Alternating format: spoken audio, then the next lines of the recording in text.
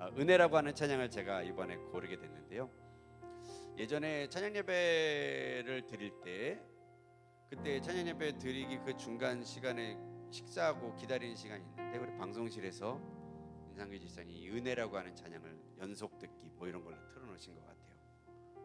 그래서 딱 틀어놓고 하는데 앉아 계신 우리 장로님을 위시해서 성도님들이 그날따라 이렇게 또 앉아서 예배를 준비하시더라고요.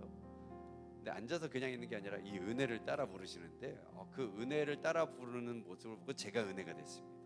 네, 그래서 꼭 한번 주일날 같이 불러야겠다 이런 마음을 가지고 오늘 찬양 같이 준비했습니다.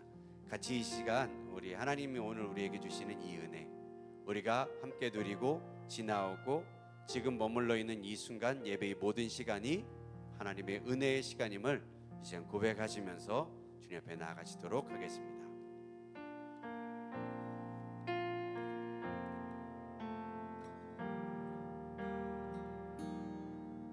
내가 누려왔던 모든 것들이 내가 지나왔던 모든 시간이 내가 걸어왔던 모든 순간이 당연한 것 아니라 은혜였소. 아침에 해가 뜨고 저녁에 노을 봄의 꽃향기와 가을의 열매 변하는 계절의 모든 순간이 당연한 것 아니라 은혜였소. 모든 것이 은혜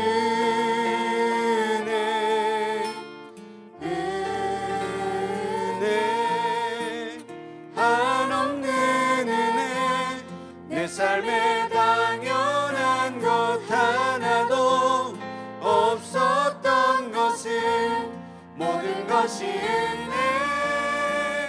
은혜였소. 내가 이 땅에 태어나 사는 것 내가 이 땅에 태어나 사는 것 어린아이 시절과 지금까지 숨을 쉬며 살며 꿈을 꾸는 삶 당연한 것 아니라 은혜였소. 내가 하나님의 자녀로 살며 오늘 찬양하고 예배하는 삶 오늘 찬양하고 예배하는 삶 복음을 전할 수 있는 축복이 당연한 것 아니라 은혜였소. 모든 것이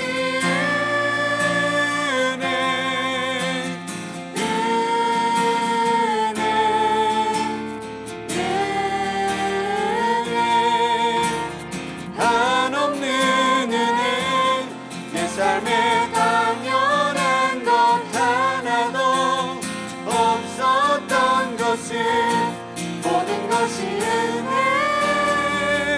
은혜요. 모든 것이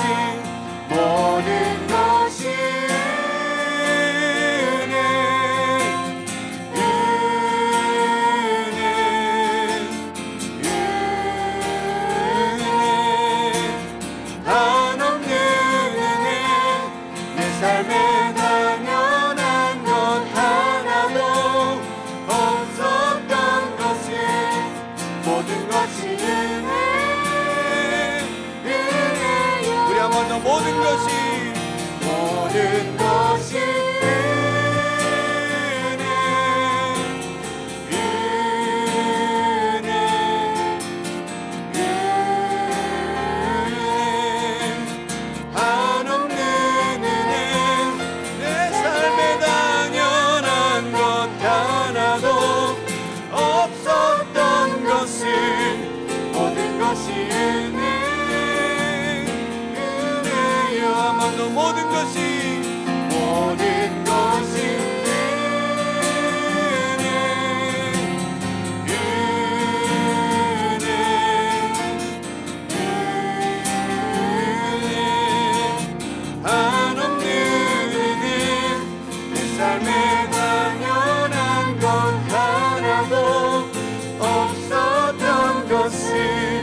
모든 것이 우리의 목소리로 모든 것이 은혜, 은혜,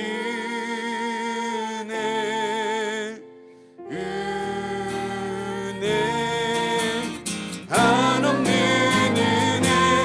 내 삶에 당연한 것 하나도 없었던 것을 모든 것이 은혜,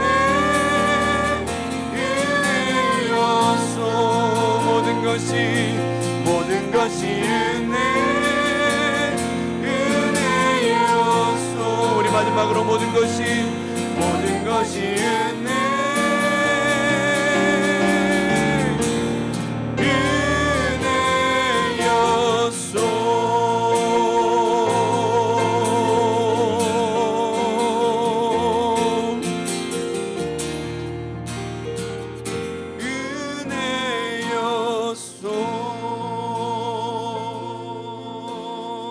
은혜였소. 할렐루야. 모든 것이 하나님의 은혜인 줄 믿습니다. 찬양하면서 여러분들이 참 이렇게 하는데 이것만 끝까지 할까? 그런 생각이 들더라고요. 참 그럴 때 오면 좀 순종하면 좋기는 한데 어떨까요? 좀 한 번 더 불러보고 싶다는 마음이 좀 있습니다. 그래서 제가 좀 빠른 거 준비했지만 오늘은 그것보다는 이 은혜라고 하는 찬양을 조금 더 깊이 묵상하면서 좀 주님 앞에 한 번 더 나아가는 시간을 간절히 원합니다. 같이 이 시간 고백하며 나아가도록 하겠습니다.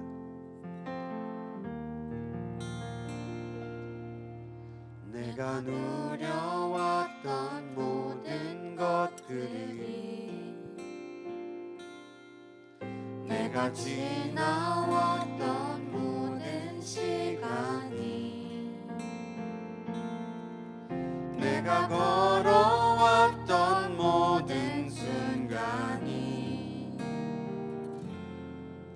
당연한 것 아니라 은혜였소.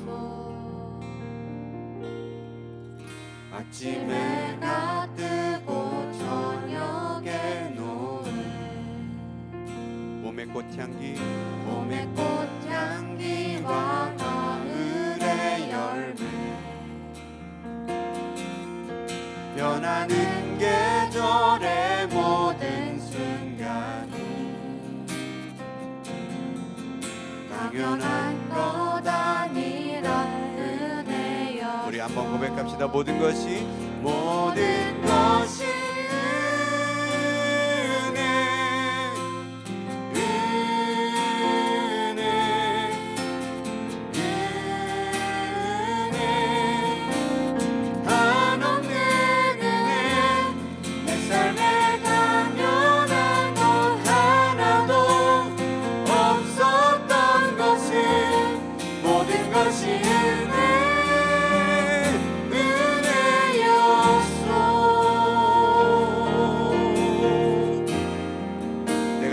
태어나 사는 것, 내가 이 땅에 태어나 사는 것,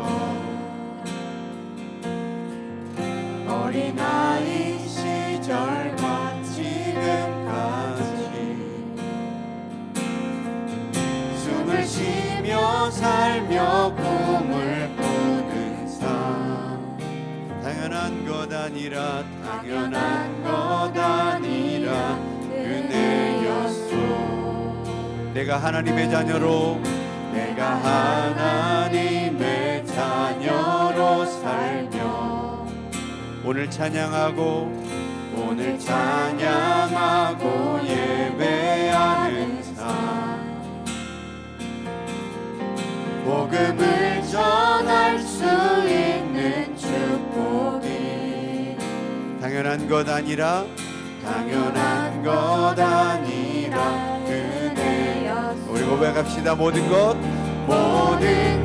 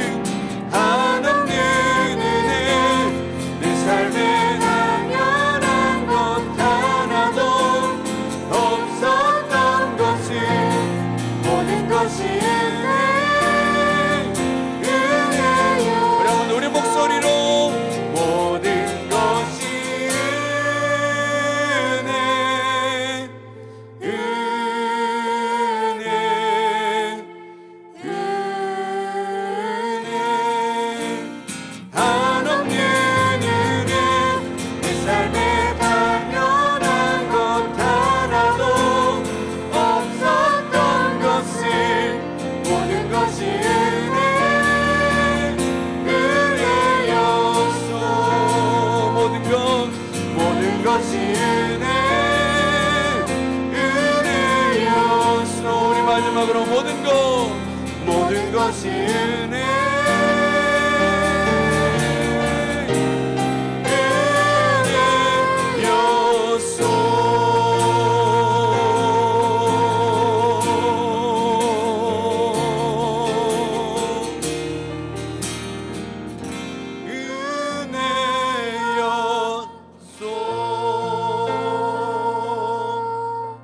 할렐루야.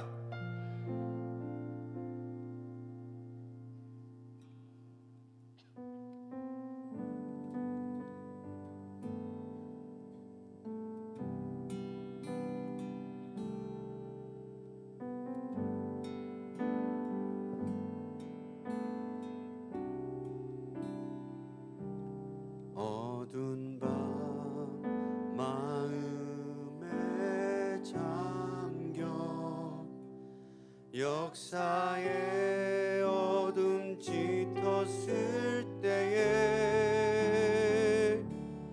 계명성 동쪽에 밝아 이 나라 여명이 왔다. 고요한 아침에 나라 빛 속에 새롭다. 이미 삶 속에 얽혀 이 땅에 생명탐 놓아간다.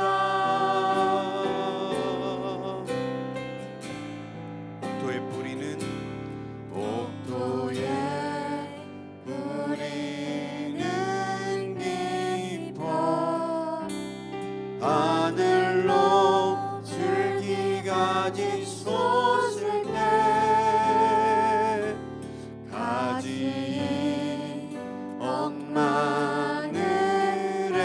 억마늘에어 그 열매 만민이 산다. 고요한 아침에 나라 일꾼을 부른다. 하늘 씨앗이 되어 역사의 생명탄 이어가리. 맑은 샘 줄기 용솟아 맑은 샘 줄기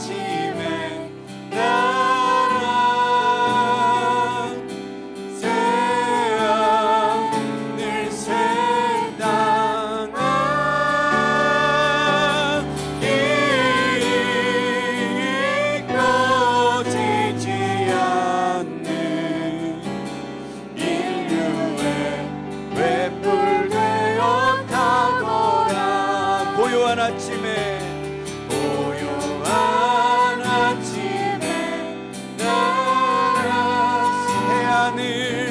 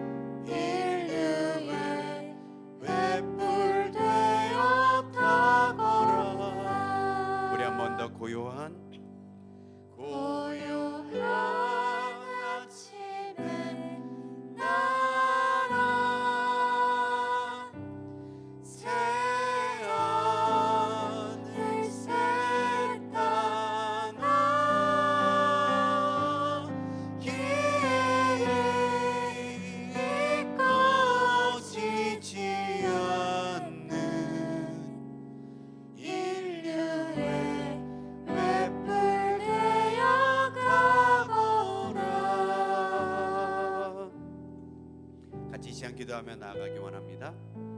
하나님, 우리 대한민국을 고요한 아침의 나라로 열방의 빛을 비출 주님의 등불로 우리나라를 세우신 줄 믿습니다. 하나님, 이 사명 잘 감당케 하여 주시옵소서. 특별히 우리 새빛교회에는 베트남 땅을 또 맡겨주시고 특별히 그 중에 퀴년 지역을 맡겨주셔서 하나님 그 땅에 10년 넘게 우리가 복음의 씨앗을 뿌리고 있는데 그 땅도 주님의 복음의 빛이 밝아져서 그 땅이 생명을 얻고 주님 앞에 돌아오는 역사가 있도록 인도하여 달라고, 또 우리의 삶 가운데 이 복음의 은혜 주심을 감사하는 마음을 가지고 특별히 6월 한 달 주님 앞에 보내도록 인도하여 달라고 우리 간절한 마음을 가지고 주님의 이름 한번 부르시고요, 통성으로 같이 기도하며 나아가시겠습니다. 주여 아버지 역사하여 주시옵소서. 하나님 함께 하시길 간절히 소망합니다. 아버지 하나님, 오늘도 우리에게 주시는 주님의 놀라운 은혜를 우리가 바라봅니다. 하나님 아버지 역사하시옵소서. 아버지 그렇습니다. 오 주여 역사하시옵소서. 하나님 함께 하시는 주님의 놀라우신 은혜를 우리가 보기를 원합니다. 하나님, 우리에게 주신 놀라우신 사랑과 우리에게 주신 그 복음의 감격과 주님의 은혜를 바라보게 하여 주시옵소서. 아버지 역사하실 주님을 찬양합니다. 아버지 고요한 아침에 나라 새하늘 새 땅아 이리 꺼지지 않는 인류의 외불되어 타거라.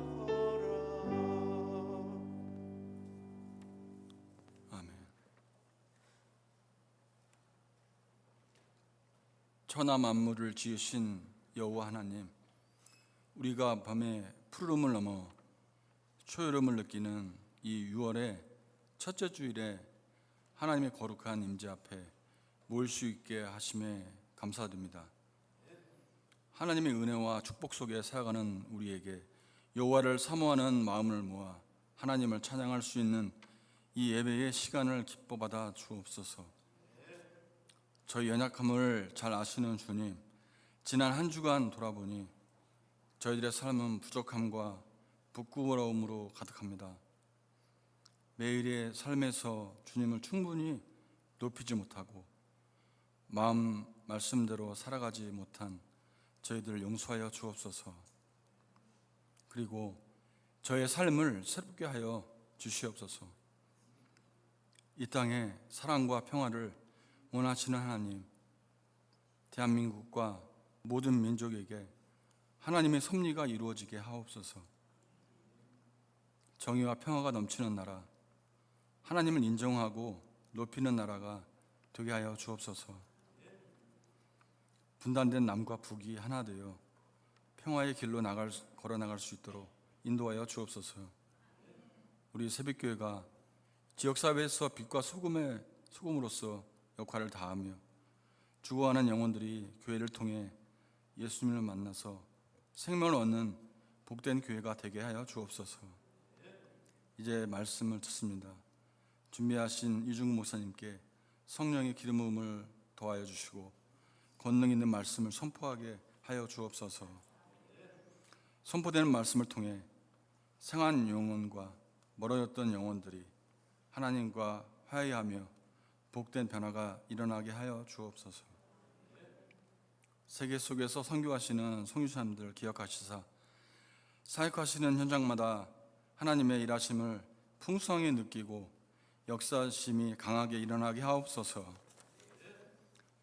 세비성가대를 축복하시고 찬양을 부르는 대원들과 듣는 모든 성도님들이 하나님 은혜를 받게 하옵소서.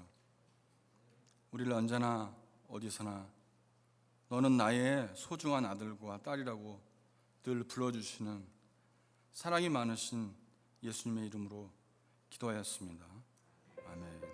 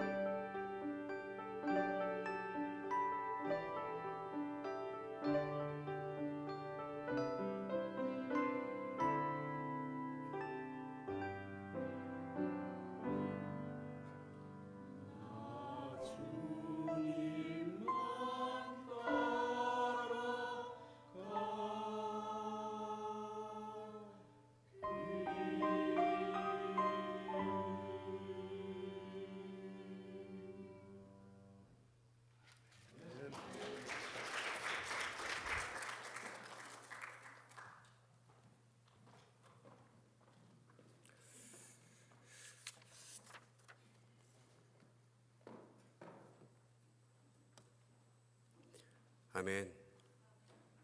오늘 보실 하나님의 말씀은 요한복음 3장 16절입니다. 아마 어렸을 때 주일학교를 다니신 분들이라면 이 말씀은 어느 정도 외우고 계시지 않았을까 이런 생각이 좀 듭니다.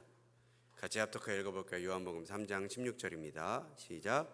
하나님이 세상을 이처럼 사랑하사 독생자를 주셨으니 이는 그를 믿는 자마다 멸망하지 않고 영생을 얻게 하려 하심이라. 아멘. 할렐루야. 네, 오늘 성가대를 보니까 우리 또 김종준 지사님이 데뷔를 하셨습니다. 네, 데뷔를 하셨는데 솔로까지 하시는데 야 대단하시다 이런 마음이 듭니다. 하나님을 찬양하는 그 입술을 주님이 기뻐하실 줄 믿습니다. 네, 여러분들 마음에도 혹시 나도 이렇게 함께 화음을 맞춰서 하나님을 찬양하고 싶다 이런 감동이 있으신다면 언제든지 우리 조경영 지사님 아니면 박현미 목사님께 신청해 주신다면 또 함께 동참하고 할 수가 있습니다. 그래서 여러분들이 또 하나님을 찬양하는 찬미의 입술이 되어지시길 주의 이름으로 축원합니다. 우리 한번 구호로 외치시고 말씀으로 넘어가 보실까요? 시작. 젊은 교회 아버지 뜻을 이루는 교회. 네, 새벽교회 오신 여러분 주님의 이름으로 환영합니다. 2024년 하나님께 참되게 예배하는 교회로 나아가길 주의 이름으로 축복합니다. 물 한 잔 마시고 시작하겠습니다. 네, 이제 6월입니다. 여러분 6월은 현충일이 들어있죠. 현충일을 기점으로 나라와 민족을 위한 이 호국 보훈의 달로 알려져 있습니다. 저희 교회도요, 작년부터 6월은 우리도 호국 보훈의 달로 좀 정하고 이 나라 이 민족을 위해서 좀 기도하고 이 나라 이 민족을 위해 헌신하고 피 흘리고 땀 흘리신 그런 분들을 우리가 생각하면서 우리에게 주신 이 복음의 가치와 또 이 나라를 위한 기도를 통해서 대한민국이 복음의 국가로 세계와 열방을 선교하는 선교의 국가로 세워나가고자 함께 우리도 그렇게 예배하며 기도하고 있습니다. 올해도 6월 특세는 호국 보훈 특세로 나라와 민족을 위하여 기도하며 나아가고자 합니다. 특별히 이번 주일과 다음 한 주간 새벽 특세는 한국에 오신 그 선교사님들의 선교 열전으로 말씀을 좀 전하고자 합니다. 그래서 새벽에 오실 때마다 한 분 한 분씩 여러분들이 이 선교사님들에 대한 이야기를 듣고 또 그 복음에 대한 감격과 은혜를 나누는 시간 되시길 주님의 이름으로 축복합니다. 또 이번 새벽에는 또 우리 박현미 목사님도 6월 6일 날 쉬는 날이시니까 말씀 좀 전해달라 이렇게 부탁을 드렸더니 로제타올 선교사님에 대해서 말씀을 또 새벽에 나눠주시기로 했습니다. 그래서 여러 가지로 여러분 풍성한 은혜의 시간이 될 줄 믿습니다. 그리고 돌아오는 토요일 날 우리가 나누고 이야기하는 그 선교사님들이 잠들어 계신 그 양화진 외국인 선교사 묘원을 방문하여서 그 묘비 하나하나를 좀 돌아보면서 그 선교사님이 걸어오신 행적을 함께 묵상하며 나아가는 시간을 가지려고 합니다. 참 이번 한 주 자체가 아주 특별한 기획으로 되어진 이 은혜가 넘치는 한 주가 되리라 믿습니다. 할렐루야, 할렐루야. 네, 이렇게 기대하십니까? 네. 한국에 복음이 들어온 그 역사를 보면요, 하나님이 정말 이 조선 땅을 얼마나 사랑하셨는가를 우리는 발견할 수가 있고 또 그 역사를 깨닫는 것만으로도 한국에 들어온 그 복음의 역사를 이해하고 듣고 깨닫는 것만으로도 저의 삶에서는 또 그 이야기를 듣는 모든 사람들의 마음에서는 큰 은혜가 되어졌던 것을 보게 됩니다. 그도 그럴 것이에요. 역사라고 하는 말 자체가 영어로 보면 역사를 영어로 하면 뭘까요? 히스토리라고 하죠. 히스토리라고 하는 말은 앞부분은 히스라고 하는 것과 뒤에 스토리가 합쳐져 있는 그러한 단어입니다. 그래서 이 역사라고 하는 말 자체가 히스, H-I-S, 히스라는 게 뭐예요? 그의, 히의 소유격이죠. 그의, 그리고 스토리, 이야기라고 하는 것이죠. 다시 말하면 히스토리라고 하는 말 자체가 그의 이야기라고 하는 것입니다. 여러분, 이 그는 누굴까요? 그의 이야기 할 때 그는 누굴까요? 내 이야기요? 내 이야기? 유명한 사람의 이야기? 여러분, 내 이야기는 역사의 점도 안 되는 그저 스쳐 지나가는 그 먼지와 같은 그러한 이야기일 것입니다. 여기서 말하는 그의 이야기라고 하는 그는 예수님을 말하는 것이죠. 그래서 예수님의 이야기를 이야기하는 것이 역사, 히스토리라는 것입니다. 역사를 구분할 때 하는 표현을 우리는 기원 전, 기원 후라고 표현하기도 합니다. 그 기원이 무엇일까? 기원을 기초로 전후로 나누어지는데, 기원을 우리는 AD 0년 이렇게 표현하기도 합니다. 근데 이 영어의 표현으로 기원 전은 뭐라고 표현해요? 영어로는 BC라고 표현하죠. 그죠? 그리고 기원 후는 뭐라고 표현합니까? AD라고 표현을 합니다. 근데 BC는 뭐냐면 이건 영어예요. Before Christ. 그래서 크라이스트, 예수님이 오시기 전이라고 하는 뜻을 가지고 있습니다. 근데 AD라고 하는 것은 라틴어예요. 아노 도미니라고 해서, 도미니라고 하는 주라고 하는 뜻이고, 아노라고 하는 것은 어떤 해, 년 이런 뜻입니다. 주가 오신 그 해, 그 년도 이렇게 표현할 수 있는 것이죠. 다시 말하면 역사를 구분하는 기원 전후에도 그 중심이 크라이스트, 도미누스, 이 주님이 들어 계시다는 것입니다. 그러니까 역사라는 것 자체만을 보았어도 우리는 하나님의 섭리가 그 역사에 있는 것을 알 수가 있는 것이죠. 예수님의 개입이라는 것이 없다면 역사라는 것은, 기원이라고 하는 것은 존재하지 않는다라고까지 표현할 수 있는 것입니다. 그러니까 여러분, 예수님이 오신 것으로부터 모든 역사의 근본이 시작되어지는 것이죠. 여러분, 예수님으로부터 말미암은 복음이요, 예수님의 제자들을 통해서 본격적으로 세계와 열방의 복음이 전해지기 시작했습니다. 근데 여러분, 우리나라에는 복음이 언제 들어왔을까요? 예수님이 돌아가시고 그런 때쯤이 AD 0년을 기준으로 오신 해라고 한다면 30년, 아니면 조금 계산이 잘못됐다라고 해서 AD 50년 이렇게 보기도 합니다. 근데 어쨌든 그 예수님이 오시고 나서 30여 년쯤 되어지고 나서 지금 이제 한 2000년 가까이가 흘렀는데요, 우리나라는 지금 너무나 많은 교회들이 있습니다. 길거리를 걸어 다니기만 해도 밤에 보면 예전에는 십자가 종탑이 보이고 도시 곳곳에 십자가 네온 등불이 빨갛게 비추어져 있는 수많은 교회들을 우리가 볼 수가 있습니다. 근데 우리나라의 복음은 언제 들어왔을까? 여러분, 안타깝게도 우리나라는요, 복음의 역사가 그렇게 길지는 않습니다. 우리나라에는 복음이 참 늦게 들어온 편입니다. 이미 한국에 천주교는 먼저 들어와 있었어요. 근데 그것도 좀 늦긴 했지만 어쨌든 천주교가 먼저 들어와 있었고, 흥선대원군이라고 하는 이 고종의 이제 그 대원군에 의해서 이 천주교 신자들과 천주교 사제들이 8,000명이 죽임을 당하는 병인 박해가 일어납니다. 이 흥선대원군이라고 하는 사람이 그런 말을 했대요. 양이 외국의 이 오랑캐들로 더럽혀진 한강물을 서학의 무리들의 피로 씻어야 한다라고 하면서 무작위로 천주교도들을 발견하기만 하면 끌어다 놓고 그냥 재판 이런 것도 없이, 어떤 형식의 절차도 없이 무참하게 목을 자르기 시작했습니다. 그런 사람이 한 8,000명 가까이가 된다고 해요. 근데 지금 남아있는 그 자료는 29명 정도의 자료밖에 남아있지 않는다고 해요.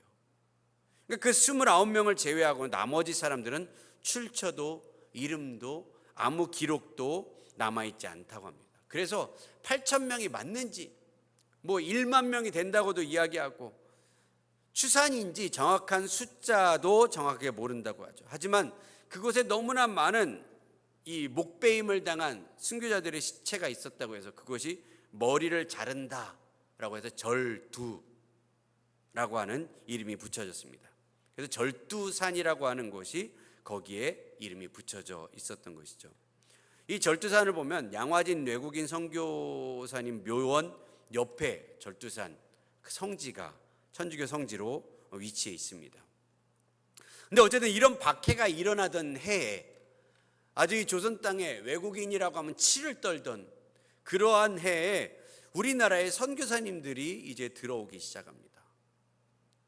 첫 번째로 들어왔던 선교사님은 뭐 여러 선교사님들이 있다고 이야기하지만 그래도 우리가 알려진 선교사님 중에 한 분은 토마스 선교사님입니다. 이 토마스 선교사님은 원래는 중국 선교를 하기 위해 오신 선교사님이에요. 영국 분이시지만 1840년 웨일즈에서 목회하시는 목사님의 아들로 태어났어요. 그래서 이 목사님 아들로 웨일즈에 살면서, 영국 웨일즈에 살면서 어려서부터 선교사의 꿈을 키워왔던 그런 선교사님입니다.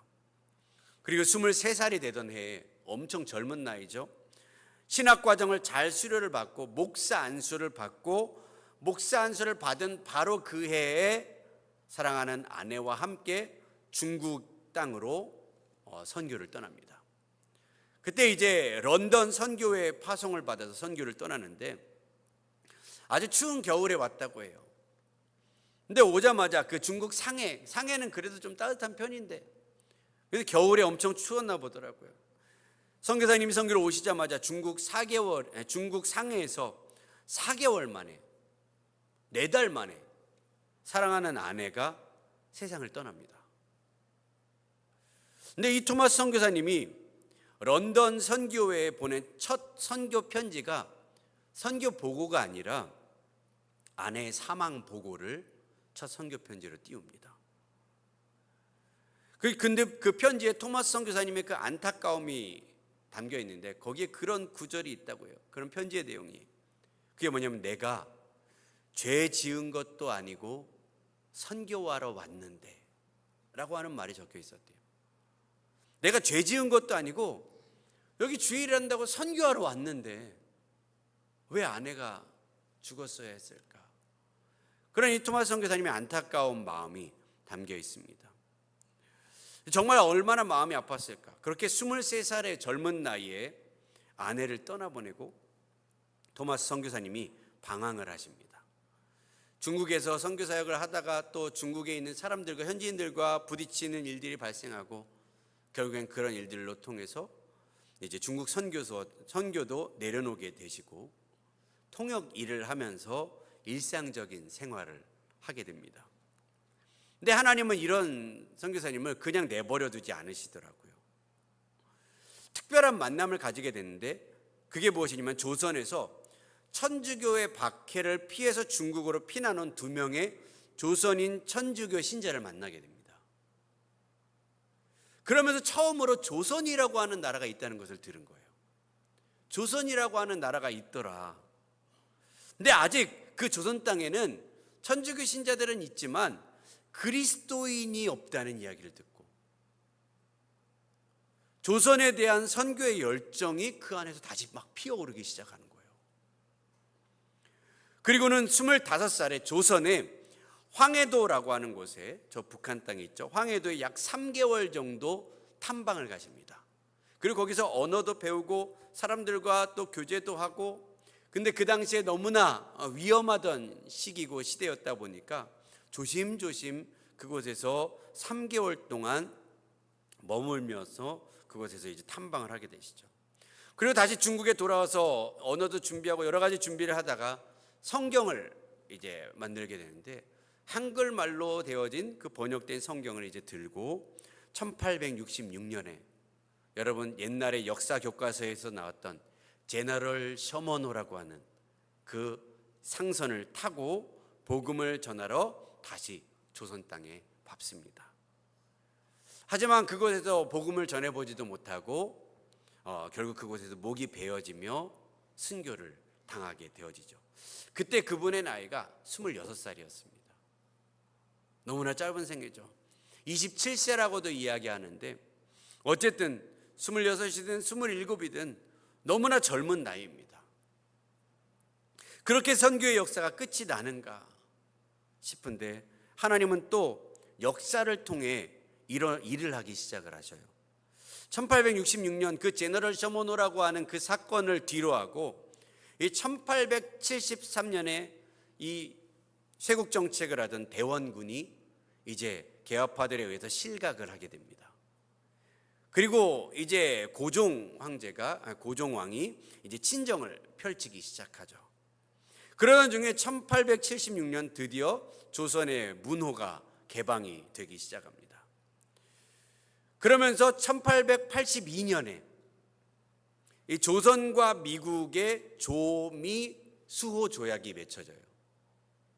조선과 미국의 조미 수호 조약이 체결이 되고, 이 고종 황제가 선진 문물 미국을 좀 배워야겠다 그러면서 이 민영익을 단장으로 하는, 민비의 형제죠, 민영익을 단장으로 하는 11명의 견미단, 그래서 볼견자, 아름다울 미, 미국의 미자죠, 견미단을 미국으로 파송을 합니다. 그래서 11명의 사람들이 가는데, 그 견미단 일행이 샌프란시스코에 배를 타고 도착해서 샌프란시스코에서 수도인 워싱턴까지 이제 가게 되는 일정인데, 그러려면 열차를 타고 갔어야 됐습니다.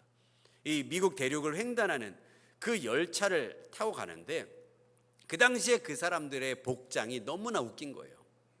이 흰 그 백의를 입고 한복을 입고, 머리에는 조선 사람 뭘 썼습니까?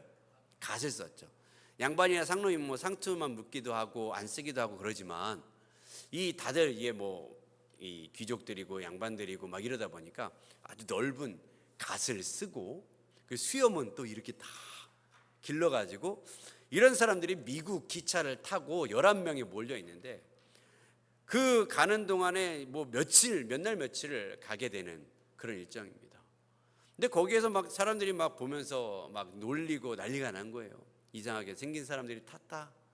그러면서 그것을 보면서 막 조롱하고 바라보던 사람들이 있었는데, 그 가운데서 이 조선에 관심을 가진 사람을 만납니다. 참 어떤 사람이냐에 따라서 남들은 조롱하고 놀리지만, 세계를 가슴에 품은 크리스찬들은요, 그것을 하나님의 선교의 사인으로 받아오더라고요.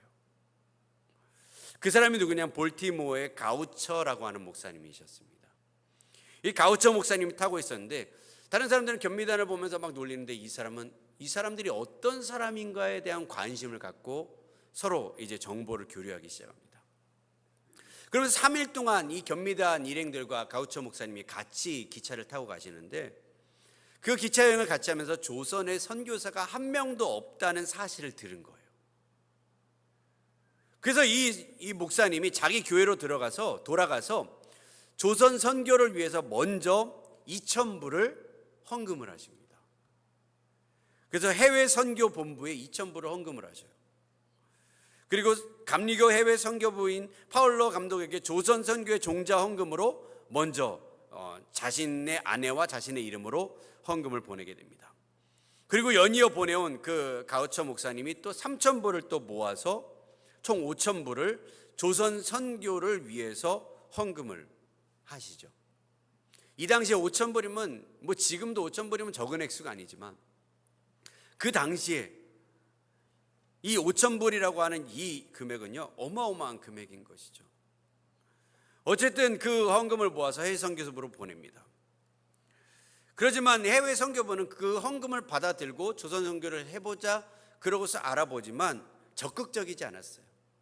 그리고 워낙 이 정보도 없고 알려져 있는 국가가 아니다 보니까 회의적이었습니다.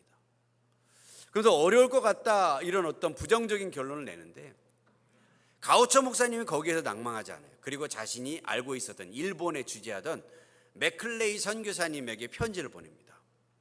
조선이 일본 옆에 있다는 이야기를 듣고 일본에 선교하고 있던 선교사님 맥클레이 선교사님께 조선 선교가 가능하겠냐, 이것을 물어봅니다. 여러분, 대단한 열정이죠. 공식적인 루트로 해봤는데 안 됐는데, 다시 자신이 알고 있는 그 루트로 해가지고 다시 선교를 알아보기 시작합니다. 그때 이제 1884년 갑신년이죠. 갑신년에 6월에 가우처 목사님의 부탁을 받은 맥클레이 선교사님이 외교부의 주사로 있었던 김옥균 씨의 주선으로 고종 황제를 만나게 됩니다. 놀라운 일이죠. 그리고 나서 고종 황제로부터 학교와 병원 사역에 대한 윤허를 얻어내는 데 성공을 합니다. 그러니까 조선 선교의 새로운 장이 막 열려진 것이죠. 결국 가우처 목사님의 헌신과 맥클레이 선교사님의 그 과감한 이 조선 땅에 대한 정탐이 알려지지 않았던 미지의 나라였던 조선이 오랜 그 쇄국 정책에서 벗어나서 이제 빗장을 열고 선교의 물꼬가 들어오는 역사가 일어나기 시작합니다. 그러면서 이 소식을 듣고 미국 본토에서 의사이면서 선교할 수 있는, 의사이면서 신학을 수료한 그러한 목사님들을 찾기로 결정을 하는데, 그때 발견한 사람이, 헌신한 사람이 존 헤론이라고 하는 선교사님이었습니다. 존 헤론. 근데 1884년에 이 존 헤론 선교사님이 파송을 받고 바로 조선 땅으로 보내지기로 되었는데, 1884년이 아주 정치적으로 어려웠던 시기였습니다. 그래서 파송은 받았지만 1년 늦게 1885년에 조선 땅에 들어가게 됩니다. 근데 그 사이에 조선 땅에 가장 먼저 발을 들여놓은 선교사님이 계신데, 그 선교사님이 바로 알렌이라고 하는 선교사님이었습니다. 양화진에 존 헤론 선교사님의 묘역도 있고 알렌 선교사님의 묘역도 다 있습니다. 근데 어쨌든 이 알렌 선교사님은 원래는 중국 선교사님이었는데, 중국 분들 상하이 쪽에서 사역을 하시다가 중국 분들하고 너무 안 맞는 거예요. 알렌 선교사님이.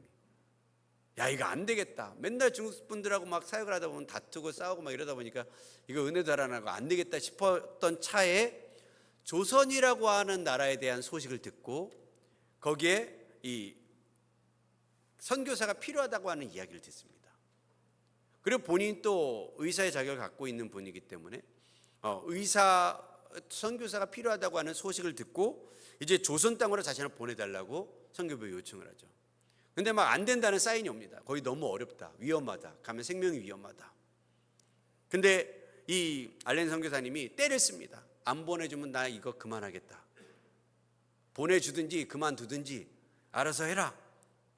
그랬더니 이제 결국에는 협박을 하면서 조선행을 허락을 받습니다. 그래서 1살짜리 아들과 아내와 함께 셋이서 1884년에 조선 땅으로 갑니다.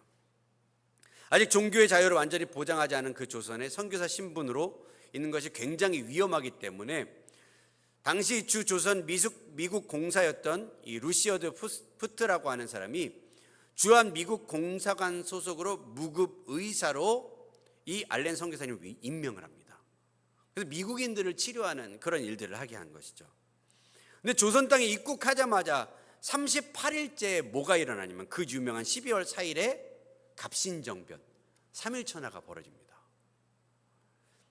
그러면서 이제 개화파의 칼에 찔려서 사경을 헤매는 한 사람이 있었어요. 근데 그 사람을 도와주게 되는데, 그 사람이 누구냐면 민영익이라고 하는 사람입니다. 이제 명성황후의 조카였죠. 그런데 민영익은 개화파 자객에 의해서 피습을 당해서 총 13번의 칼에 찔림을 당합니다. 근데 그 중에 7군데가 굉장히 치명적인 외상이었다고 해요. 근데 이를 치료하기 위해 어떻게 하는가? 한의사들이 막 오지만 이게 여러분 아시다시피 한의학으로는 수술이 안 되잖아요. 그러니까 이거를 치료하려면 서양 의사가 필요하다라고 하는 정보가 있어서 서양 의사를 찾는데, 그 당시에는 이제 알렌이라고 하는 분이 이제 미국 대사관 소속의 의사로 있다, 이런 소식을 듣습니다. 그러면서 이 알렌을 부르게 됩니다. 그런데 이 알렌이 서양 의사를 가지고 와서 굉장히 중요한 순간이죠. 정말 그 민영익을 지혈하고 봉합하고 일본 군의관 한 명을 또 함께 불러가지고 함께 이 민영익 씨를 치료를 합니다. 이것이 한반도 최초로 행한 외과 수술로 기록이 되어졌다고 합니다. 그러면서 민영익이 살았을까요? 죽었을까요? 살았을까요? 죽었을까요? 살아났습니다. 할렐루야. 민영익 씨가 살아난 거예요. 그래서 자기가 살아나고 또 건강이 회복되고 막 이런 걸 보니까요, 고종도 그렇고 민비도 그렇고 이 알렌을 너무 좋아하는 거예요. 알렌이 하는 모든 말들을 이제 다 오케이를 해주기 시작합니다.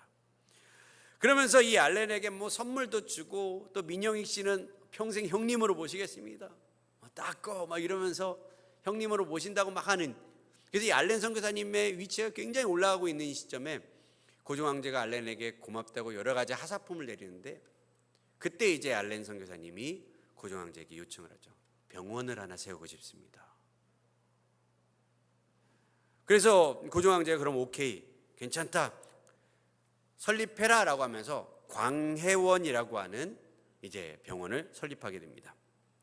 근데 광해원 부지는 갑신정변 때 이제 대역죄인으로 참사를 당했던 3.1천의 주역이었던 홍영식과 그의 아버지 영의정 홍순목의 집이었습니다. 그 당시에 이런 반역죄를 저지르다가 죽으면 혼자 죽는 게 아니에요. 구족이 멸족을 당합니다.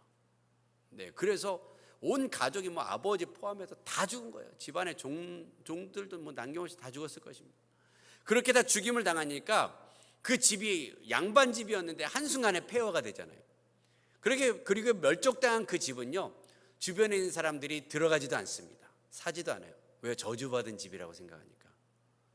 근데 우리가 믿는 자들은 그런 저주가 있습니까? 없습니까? 있습니까? 없습니까? 없어요.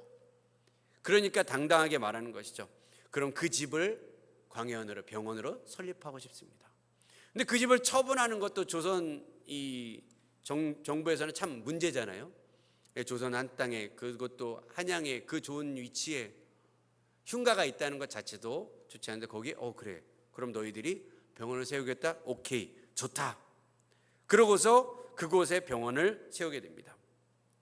그러고 나서 닷새 후에 1월 27일 날 이제 민영익 씨가 2살 많은 알렌을 아까 말했듯이 평생 형님으로 모신다고 하면서 10만 양을 기부를 합니다. 그래서 그걸 가지고 이제 병원에 여러 가지 재반 시설들을 만들며 이제 병원을 운영하기 시작하죠. 그래서 개원 13일 만에 이제 4월 23일 날 고종이 이 대중을 구제한다, 백성을 구제한다는 뜻으로 그 이름을 광해원에서 제중원이라고 이름을 바꿉니다. 그러면서 광해원의 이름이 제중원으로 바뀌게 되어지죠. 그러면서 1885년에 이 제중원을 이제 또 운영하기 위해 여러 가지 의사 선생님들이 필요하니까 의사 선교사님 또 의사 사역자들을 이제 조선 땅에 초청하기 시작합니다. 그러면서 그때 이제 아까 먼저 파송을 받았던 존 헤론 선교사님이 다른 선교사님들과 함께 조선 땅에 입국을 하십니다.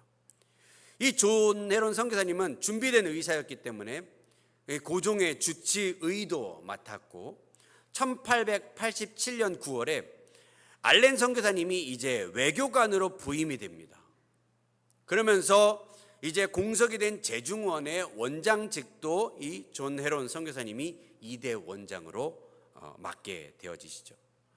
그러면서 그 제중원에서 열심히 사역을 하시는데 참 그 당시에 이 조선이요, 너무 환경과 기후 그리고 환경적으로 너무 좋지 않았기 때문에 풍토병, 이질 이런 것으로 인해서 본국이었다면 그렇게 치명적이지 않을 그런 질병으로 선교사님이 많이 돌아가시게 되었는데, 역시 존 헤론 선교사님도 그렇게 어렵게 조선 땅에 왔는데 열심히 사역을 하시다가 1890년 7월 26일 날 이 전염성 이질로 사망하시게 됩니다. 30대 아주 젊은 나이에 돌아가시게 돼요. 그러면서 이 선교사님이 개항 이후로 첫 번째 순교하신 선교사님이 되어지십니다. 그런데 이 선교사님이 돌아가시고 나서 그럼 어떻게 이 선교사님을 매장해야 될까? 이전에는 다 뭐 참수시키니까 하고 대충 버리고 뭐 이렇게 하다 보니까 매장이라고 하는 게 큰 의미가 없었지만 이제는 매장을 해야 되는, 정식적인 장례 절차를 밟아야 되는 그런 일들이 생겨났습니다. 그러면서 이것을 고민하다가 옛 조선에는 사대문 안에서는 시신을 매장할 수 없는 그런 전통이 있기 때문에 미 공사관의 요청에 의해서 조선 정부가 양화진 언덕 일대를 이 외국인 매장지로 확정을 하게 됩니다.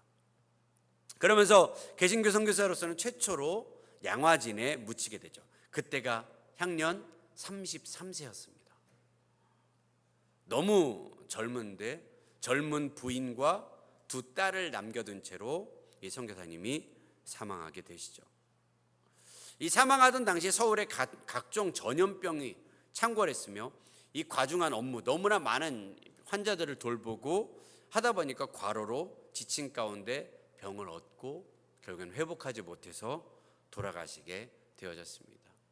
하지만 그 안타까운 죽음으로 인해서 이제 양화진 외국인 선교사 묘원이 본격적으로 그곳에 많은 선교사님들이 묻혀지기 시작하죠.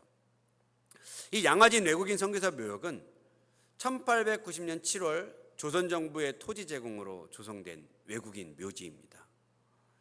이것을 다른 말로는 서울 외국인 묘지라고도 합니다. 그래서 거기 보면 선교사님들뿐만 아니라 그냥 많은 외국인들도 묻혀 있습니다. 그러면서 1890년 7월 주조선 미국 공사관의 요청으로 양화진 언덕 일대를 외국인 묘역으로 확정하였고 1985년 6월 한국 기독교 100주년 기념 사협회에서 묘지 경내에 기념관을 건축하고 1986년 서울 외국인 묘지 공원으로 명칭을 변경합니다. 그리고 2006년 5월에 묘역의 공식 명칭을 양화진 외국인 선교사 묘원으로 개정하였고 그 묘원의 면적은 13,000제곱미터 정도 되고 안장자 수는 15개국에 417명의 매장자들이 있습니다. 특이한 것은 일본 분도 한 분 묻혀 계십니다. 조선을 사랑하셨던 일본 분. 근데 그 117명 중에 선교사님과 선교사님 가족의 수는 145명 정도 됩니다. 그래서 현재 한국 100주년 기념 사업회에서 전권을 위임받아서 한국 기독교 선교 100주년 기념 교회에서 자원봉사를 하며 이를 방문하고 관리를 하고 있습니다. 그것을 이제 우리가 돌아오는 토요일 날 방문하고자 합니다.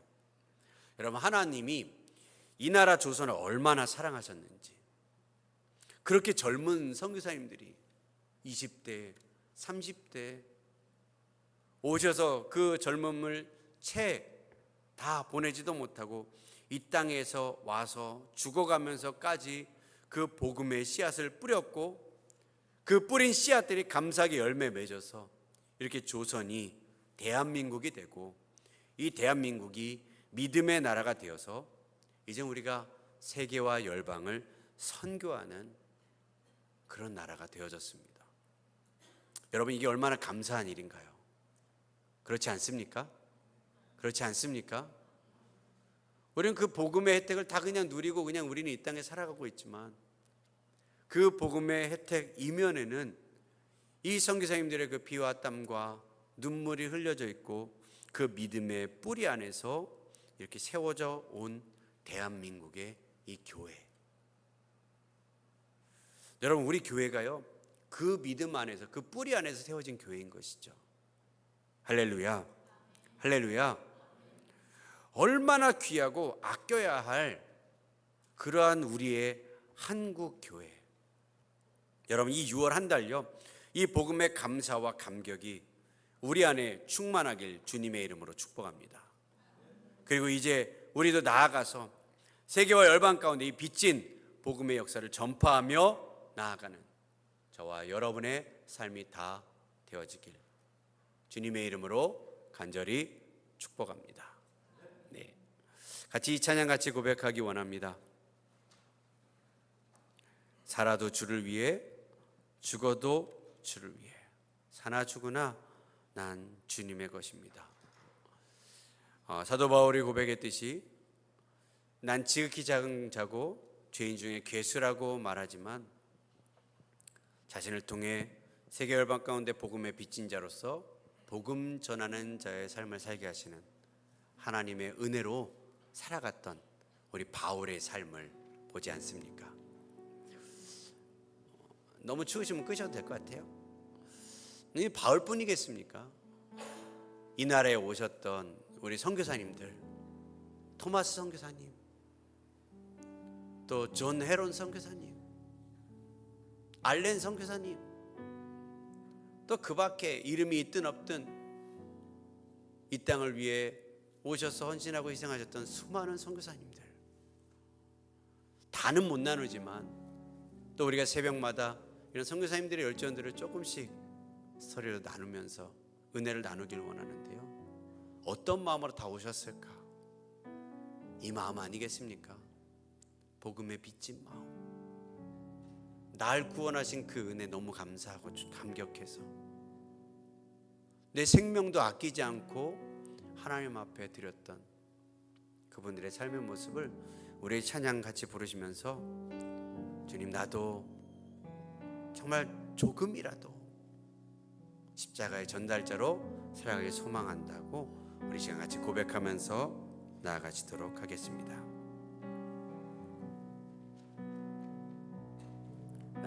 작은 자. 난 지극히 작은 자 죄인 중에 괴수 무익한 날 부르셔서 간절한 기대와 소망 부끄럽지 않게 십자가 전케 하셨네. 어디든지 가리라. 주 위에 서라면 나는 전하리. 그 십자가 내 몸에 밴 십자가 그 보혈의 향기 온 세상 채울 때까지 살아도 주를 위해 죽어도 주를 위해 사나 죽으나 난 주의 것. 십자가의 능력 십자가의 소망 내 안에 주만 사시는 것. 난 지극히 작은 자. 난 지극히 작은 자 죄인 중에 괴수 무익한 날 부르셔서 간절한 기대와 소망 부끄럽지 않게 십자가 전케 하셨네. 어디든지 가리라. 어디든지 가리라. 주 위에 서라면 나는 전하리. 그 십자가 내 몸에 밴 십자가 그 보혈의 향기 온 세상 채울 때까지 살아도 주를 위해 죽어도 주를 위해 사나 죽으나 난 주의 것. 십자가의 능력 십자가의 소망 내 안에 주만 사시는 것. 살아도 주를 위해 죽어도 주를 위해 사나 죽으나 난 주의 것. 십자가의 능력 십자가의 소망 내 안에 주만 사시는 것. 한 번 더. 살아도 주를 위해 죽어도 주를 위해 사나 죽으나 난 주의 것. 십자가의 능력 십자가의 소망 내 안에 주만 사시는 것. 난 지극히 작은 자 죄인 중에 괴수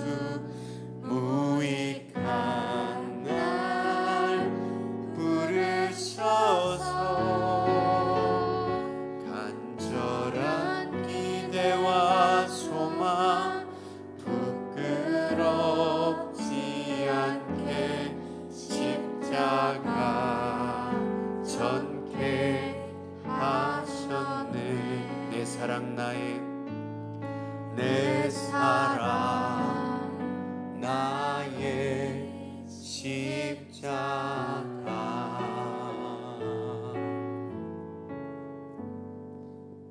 하나님, 이 시간 우리의 자랑 오직 십자가밖에 없음을 고백합니다. 예수님이 하셨습니다. 이 역사의 주인공은 예수님이시고 세상의 모든 일들의 주관자는 우리 하나님 그리고 그 아들 독생하신 예수 그리스도이신 줄 믿습니다. 주님, 우리가 그 주님을 전파하기 원합니다. 주의 은혜로 구원받은 우리, 십자가의 은혜로 죄 씻음 받고 사망에서 놓여 생명으로, 영원한 생명으로 이끌어 주신 그 주님의 놀라운 사랑과 은혜 감격하여 바울이 자신의 삶을 들여 이방인의 전도자로 살았던 것처럼 또 수없는 세월이 지나 이 땅에 26의 젊은 나이에 대한민국에 오자마자 목배임을 당해 돌아가신 토마스 선교사님처럼 33세의 짧은 생애를 살았지만 한국에 와서 이 땅을 섬겼던 존 헤런 선교사님, 또 알렌 선교사님처럼 아버지, 우리도 복음의 빚진 자임을 고백합니다. 그리고 우리에게 맡겨진 영혼들을 위해서 오늘도 이 복음 전하며 살아가는 우리 세배 성도들 되어질 수 있도록 주님 인도하시고 축복하여 주시옵소서. 나의 삶을 주님 그렇게 사용하여 주시옵소서. 예수의 이름이 증거되는 곳에 조금이라도 쓰일 수 있도록 우리 삶에 나의 달란트, 나의 시간, 나의 재정, 나의 모든 것들이, 나의 생명까지도 주를 위해 쓰여지는 자 되게 하여 주시옵소서. 그것을 위해 우리의 달란트를 개발하게 하시고 그것을 위해 우리가 재정을, 돈을 버는 자들 되도록 인도하여 주시고 그것을 위해 우리가 기도하며 준비하며 계획하며 이 땅에 하나님의 나라를 건설하는 일 가운데 주님 쓰임받는 자 되도록, 그런 교회 되도록 주님 축복하여 주시옵소서. 아버지, 우리를 그렇게 사용하실 주님을 신뢰합니다. 그렇게 우리를 사용하실 주님을 찬양합니다.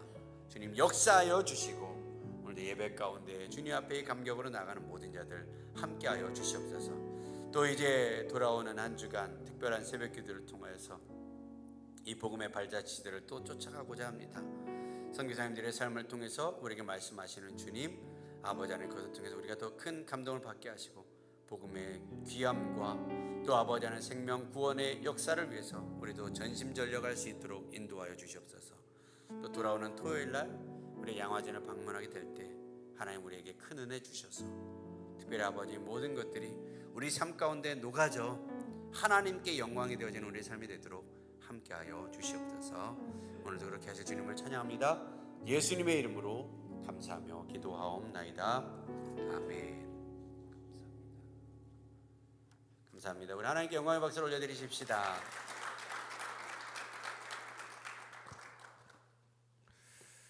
네, 교회 소식을 잠깐 보시도록 하겠습니다.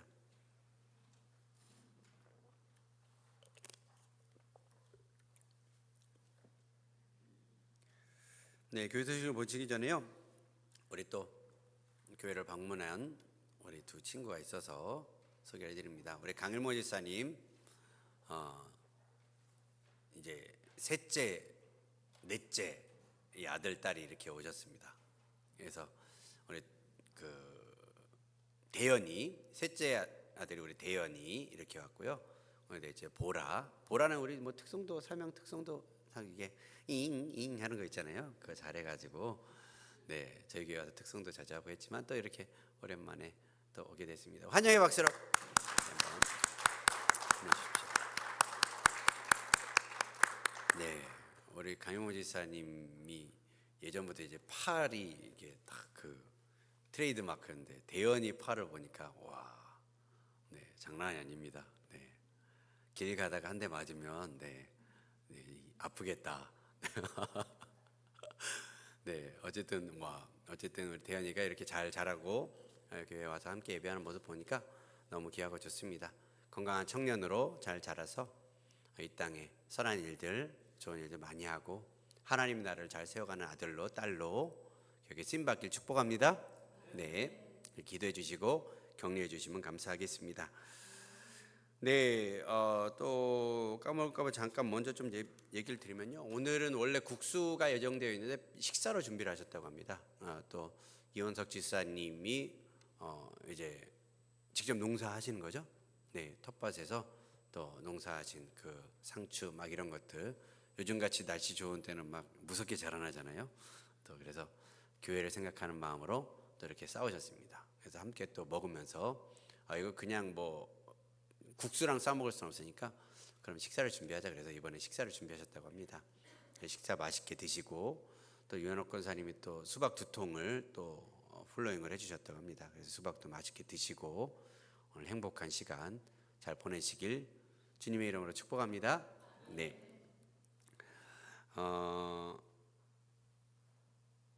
새벽교회는 하나님께 참되게 예배하는 교회입니다. 100일 통독 24차 말씀 배가 운동 계속 진행 중이고요. 건축 작정 이렇게 있습니다. 내일부터 이제 호국보훈의 달 특별 새벽 기도회가 드려집니다. 6월 3일부터 6월 7일까지 드려지고요.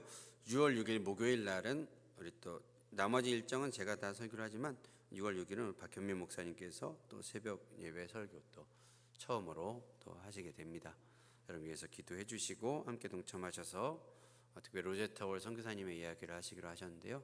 짧은 시간이지만 통해서 은혜 받으시길 주의 이름으로 축원합니다.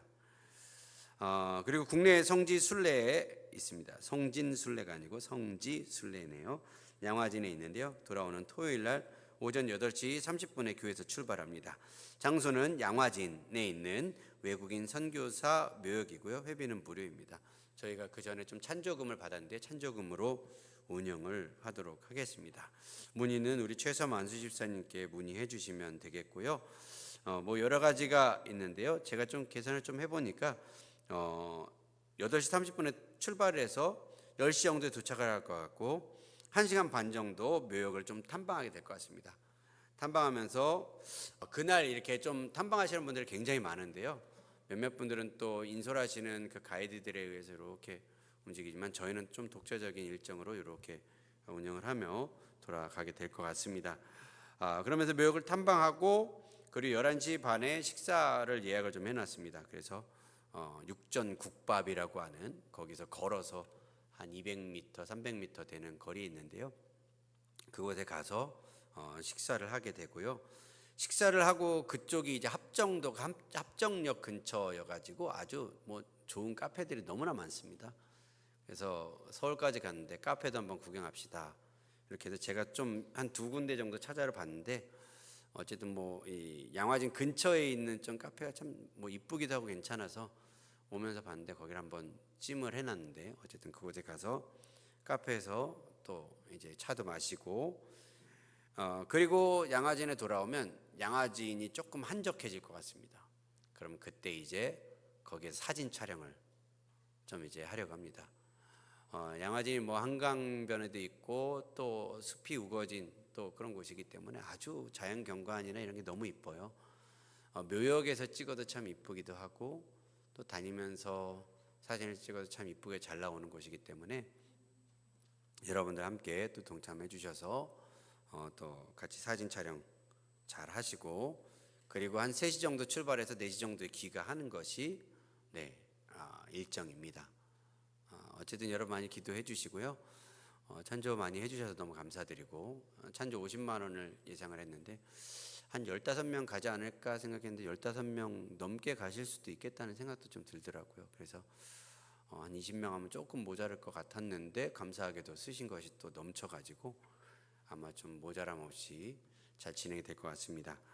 몇 가지 좀 필요한 게 있는데 첫 번째는 좀 이제 차량이 조금 필요하긴 합니다. 그래서 차량에 대해서 혹시 개인 차량으로 또 같이 섬겨주실 분이 있다면 같이 또 교회에서 출발해 주시면 아마 또 다른 지역에서 출발하시는 분들도 있어서 한 대 정도면 충분하지 않을까 싶기는 한데 어쨌든 그렇게 필요한 부분이 또 생길 것 같고요. 또 한 가지는 참여하시는 분들은 미리 좀 신청을 해주시고 여행자 보험을 좀 들고 가려고 하고 있습니다. 그래서 여러분 참여하시는 분들은 꼭 최사람 집사님 그리고 최인 사모님께 주민번호 참석 의사를 밝혀주시고 차량을 어떻게 할 것인지 이 부분을 꼭 얘기해 주시면 저희가 진행하고 준비함에 있어서 큰 도움이 될 것 같습니다. 이해 가시죠? 네. 참여 의사, 주민번호, 그리고 차량편. 차량편이라고 하는 건 내가 차량 봉사하겠습니다 이게 아니라 교회에서 차를 타고 가겠습니다 아니면 직접 가겠습니다 이것을 이야기해 달라는 겁니다. 예, 이해 가십니까? 네. 그리고 봉사해 주실 분이 계시다면 저에게 좀 말씀해 주시면 또 그렇게 준비하도록 하겠습니다. 네, 점심 식사 후에 6월 재직회로 모이도록 하겠습니다. 재직회 때 조금 더 구체적으로 나눠 보도록 하겠습니다. 그리고 제자훈련 교육이 있습니다. 오늘 오후에 이제 제자훈련 마지막 강의죠. 예배 두 번째 강의가 있고요. 그리고 6월 9일 날 다음 주에는 수료식을 하게 됩니다. 그동안 이제 8주의 과정, 수료식까지 9주, 또 중간에 쉬는 주간이 있어서 한 10주가 넘게 이 기간들을 했는데요. 참 수고 많으셨고 이제 다음 주에 유종예배를 잘 거둘 수 있는 시간 되시길 주의 이름으로 축원합니다.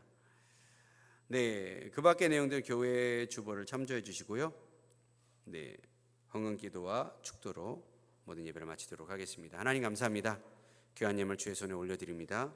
쓰임받는 모든 곳에 하나님 은혜가 드러나게 하시고 아버지 우리에게 주시는 그 은혜 예물 아버지 주님 앞에 드리오니 이 제물을 주께서 받으시고 흠양하시고 하나님 나라와 영광을 위해 사용하여 주시옵소서.